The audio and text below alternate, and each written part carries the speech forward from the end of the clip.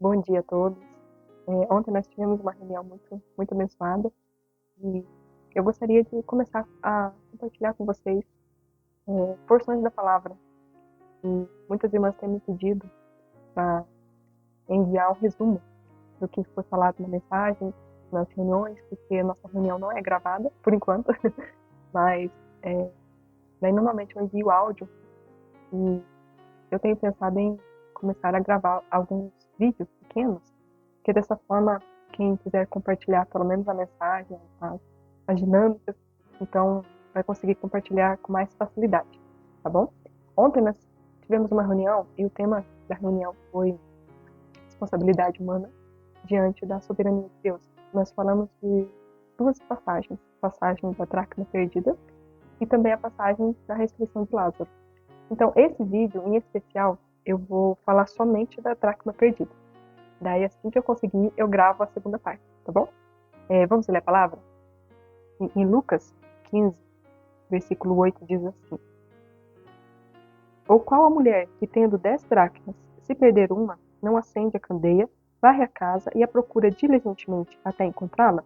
Até aí. Aqui nós vemos a passagem de como se fosse uma pergunta. Qual a mulher que, se perder uma dracma, ela não faz o esforço necessário para encontrá-la? A dracma, nessa época, ela tinha a validade de um dia de trabalho. Mas aqui não fala especificamente do preço, mas do valor da dracma. A dracma, naquela época, quando se tinha 10 dracmas, era se feito um colar. E esse colar normalmente era usado como um dote no casamento, um dote nesse momento ali da cerimônia. Então, era um colar que representava um valor memorial, como se fosse a nossa, digamos, aliança, né, no casamento.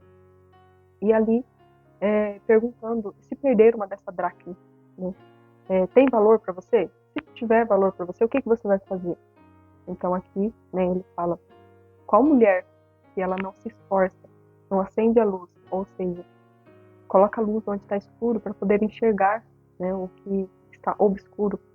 Ela não pega a vassoura e não varre a casa para tentar encontrá-la, levanta tudo para cima para tentar encontrá-la. Então, numa passagem simples, Deus ele nos orienta a, a, a exercer o nosso papel de responsáveis, né, por aquilo e assumirmos a nossa responsabilidade diante daquilo que está nas nossas mãos. E não cruzar os braços, mas se nós observarmos uma situação de perca, uma situação que está indo contrária à vontade de Deus, o que nós podemos fazer? Primeiro, traçar um plano, né? O que nós podemos fazer? Qual que é a minha responsabilidade? Primeiro, ir até a presença do Senhor. Senhor, o que eu posso fazer nessa situação? Me dá um plano, me dá uma estratégia, me dá um caminho. Como eu comentei ontem na nossa reunião. Assim como o GPS, ele guia um carro, ele guia uma família para trilhar um caminho e chegar a um destino que eles nunca foram. O GPS, ele passa todas as direções, os direcionamentos, né? Vire à esquerda, vire à direita, em tantos metros, siga em frente. E Deus é o nosso GPS da nossa vida toda. Então, quando nós clamamos ao Senhor, Senhor, qual é a direção? Através da palavra dele, ele nos dá tantas direções e através de pessoas que ele coloca em nossa vida, ele também nos dá direções. Mas nós precisamos estar com o coração quebrantado, coração sensível para ouvir a voz do Senhor, porque a gente não consegue ouvir quando o nosso coração ele está envolto a uma capa de pecado, ele está envolto a uma capa endurecida de muralhas. Até eu dei um exemplo de ontem, eu estava trabalhando, eu trabalho home office, e o meu filho estava brincando de massinha no quarto dele, e a gente ouvindo ele brincar, daqui a pouco ele começou a chorar. Eu falei, mamãe, mamãe. Eu falei, o que aconteceu, filho? Eu perdi minha bolinha. Ele ganhou uma bolinha, aquela que tirada de máquina, né? Aquela pequenininha que você joga e pula. E ele começou a brincar com a massinha, com a bolinha do outro lado, brincando, e perdeu a bolinha. Daí eu fiquei lá ajudando ele a procurar, procuramos debaixo da cama, reviramos as caixas de brinquedo, procuramos nada da bolinha. Daí então eu pensei assim, não vai adiantar a gente ficar aqui procurando, né, sem a gente ter um plano. Então eu sentei com ele, e ele já chorando já, sentei com ele e falei, filho, quando foi a última vez que você viu essa bolinha? Ele, eu vi aqui em cima da mesa, mamãe. Então vamos estar na mesa. Fui na mesa, olhei, só tinha massinha na mesa, não tinha bolinha. Então eu peguei cada massinha para guardar. Na hora que eu peguei uma das massinhas, né, só simbolizando aqui, né, assim como eu trouxe ontem na reunião. Quando eu peguei uma das massinhas, estava mais ou menos assim, né, essas bolinhas, cheias de bolinhas na mesa dele. Daí eu peguei assim para apertar, para guardar. E não é que a bola que ele estava procurando estava dentro da massinha. Então, sem ele perceber, ele colocou a bolinha dele em volta à massinha, de forma que não, a olho nu, você não conseguia perceber, mas quando você pega, você percebia.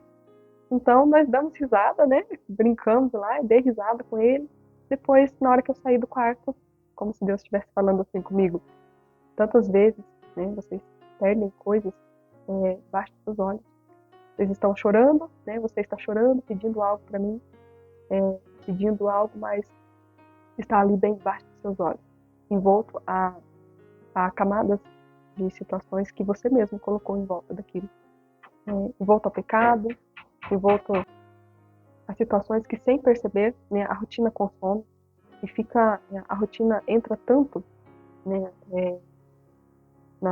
no caminho, digamos assim, entre você e Deus, que daqui a pouco você está fazendo coisas que você não percebe mais.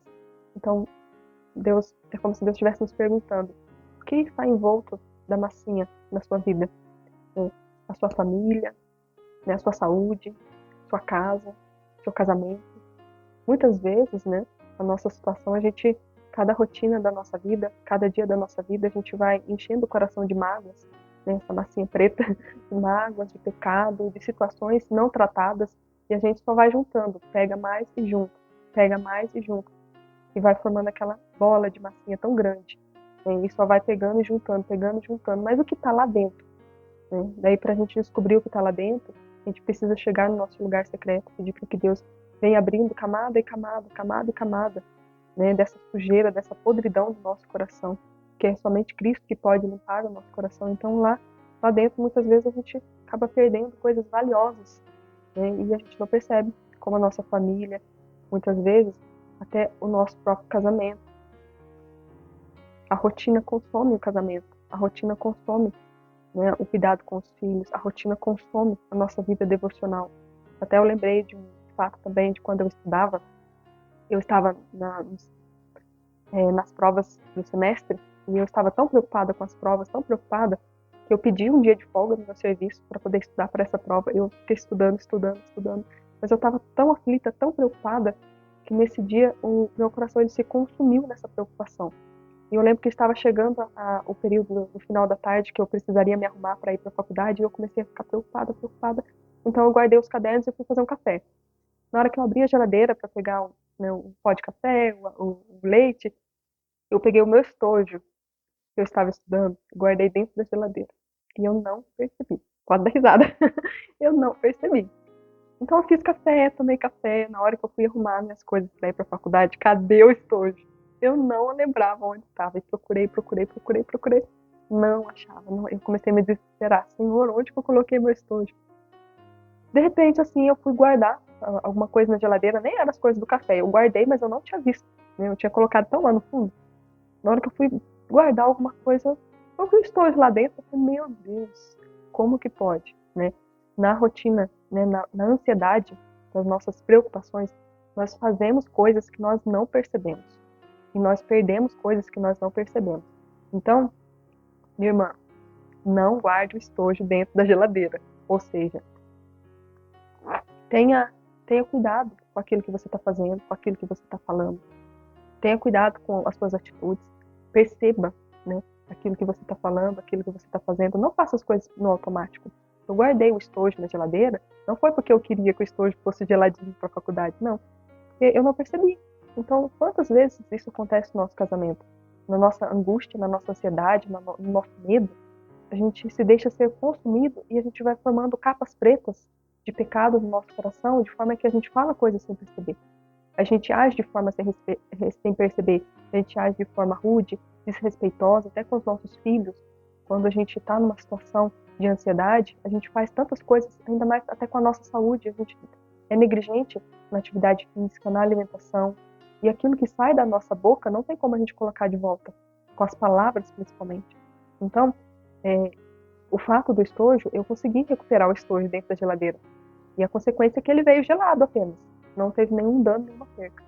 Mas o que eu queria chamar a sua atenção agora é que aquilo que você faz sem perceber, seja o que você fala, a sua atitude, né, com os seus filhos, com o seu marido, com a sua família, com suas irmãs da igreja, aquilo que você faz e fala, não tem como você abrir a geladeira e pegar novamente, sem uma grande consequência. Então, quando acontecer isso, não se desespere, mesmo que você coloque coisas dentro da geladeira sem querer, que você faça situações ou fale coisas sem pensar, busque o Senhor no lugar secreto. Senhor, me ajuda a tirar as camadas de pecado daquilo que eu fiz, que eu falei, que eu agi. E Deus, ele é tão misericordioso que primeiro ele vai te encher de graça, vai te dar o perdão para que você consiga perdoar e que você também consiga liberar perdão. E aos poucos Deus vai te orientando como você pode fazer diferente, né? E aquilo que você fez no passado serve como uma lição para você não fazer novamente. Oi, filho. Oi. Tá bom, já que eu vou lá. Eu vou lá. Aí, ó, meu companheirinho aqui. Tá bom, irmãos. É isso que eu queria deixar pra vocês. Até mais. E vou tentar gravar a segunda parte em breve, assim que eu conseguir. Tá bom? Fala tchau, Natan. Aqui, ó, só a massinha aqui. Não vai colocar a bolinha na massinha de novo, tá? Tchau.